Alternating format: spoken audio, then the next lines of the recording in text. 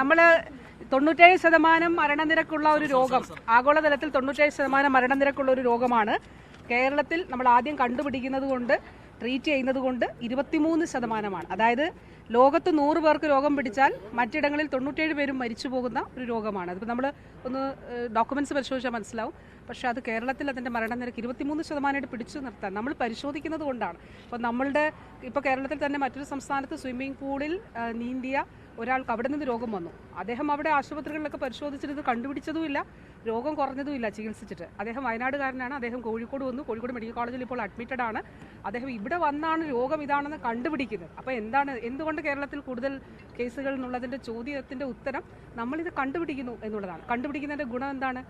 ആളുകളുടെ ജീവൻ രക്ഷിക്കാൻ നമുക്ക് സാധിക്കുന്നു. 97 പേര് മരിച്ചു പോകുന്ന ഒരു 97% മരണനിരക്കുള്ളിടത്ത് 23% അതിനെ കുറയ്ക്കാനായിട്ട് നമുക്ക് കഴിയും. അതിൽ പൊതുവായ ബോധവൽക്കരണ പ്രവർത്തനങ്ങൾ തീർച്ചയായിട്ടും നമ്മൾ നടത്തിയിട്ടുണ്ട്. അതിൽ ഒരു തരത്തിലും എല്ലാവിധമായ ശ്രദ്ധയും അതിലുണ്ടാകണം. നമ്മൾ കുളിക്കുമ്പോഴാണേലും മുതിർന്നവരാകട്ടെ മൂക്കിലേക്ക് നേരിട്ട് ഈ വെള്ളം, നമ്മളൊക്കെ നേരത്തെ ഈ മുങ്ങാങ്കുഴി ഇടുക എന്നൊക്കെ പറയില്ലേ, അതൊക്കെ. പക്ഷെ ഇപ്പോൾ ഈ മൂക്കിലേക്ക് നേരിട്ട് വെള്ളം കയറുക എന്നൊക്കെ പറയുമ്പോൾ മലിനമായിട്ടുള്ള ജലം, അതാണ് ഏറ്റവും പ്രധാനം കേട്ടോ.